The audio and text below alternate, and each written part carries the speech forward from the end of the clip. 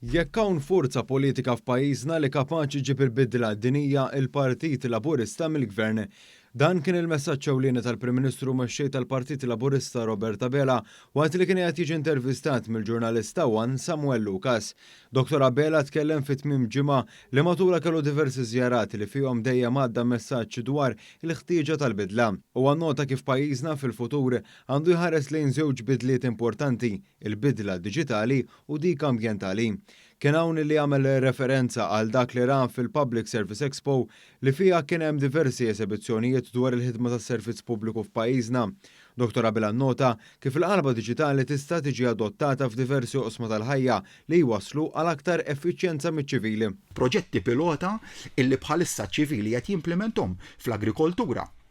Jekk hux qed nitkellmu s-servizz tas-saħħa, jekk hux qed nitkellmu il-qasam tal-ġustizzja, ġifieri tara kemm l-introduzzjoni ta' digital kemm tagħti iktar effiċjenza u minn din l-effiċjenza min igawdi? Igawdi ċ-ċittadin.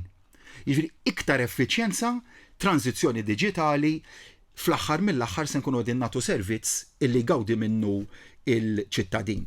Il-Prim Ministru afferma l-importanza li għandha l-qalba ambjentali għal pajjiżna minkejja li nnota kif din hija qalba ambizzjuża u li tirrikjedi ħidma ffukata.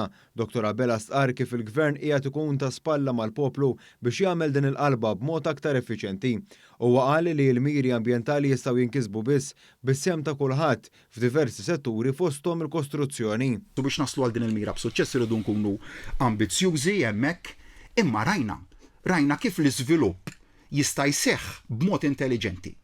Jiġifieri jkollok żvilupp illi iva jista' jibqa' għaddej imma fl-istess waqt jirrispetta l-kriterji ambjentali. Jekk hux qed nitkellmu dwar teknoloġija ġodda ta' kif wieħed iwettaq il-kostruzzjoni, l-użu ta' materjali differenti fosthom għal dak li jirrigwardja l-insulation, l-energy efficiency.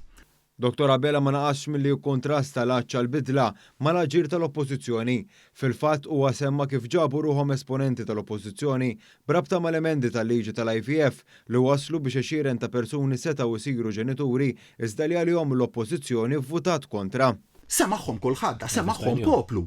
Illi jkollok kelliem ewlenin u aspiranti jidher li għal affarijiet ikbar fil-Partit Nazzjonalista, illi jgħidulek illi l-vot tagħna kontra dawn l-emendi ftit ta' xhur ilu llum jibqgħu jgħidu illi kellhom raġun. Illi d-deċiżjoni dakinhar tagħhom illi jivvotaw kontra isostnu għallum u jien nistaqsihom x'wiċċ għandhom daw fih dan tant persuni li benefikaw minn dan l-emendi, fih dan fil-kuntest ta' koppji li se jsiru ġenituri, imorru daw pubblikament u jitkellmu jgħidulhom aħna vvutajna kontrikom bil-qalb.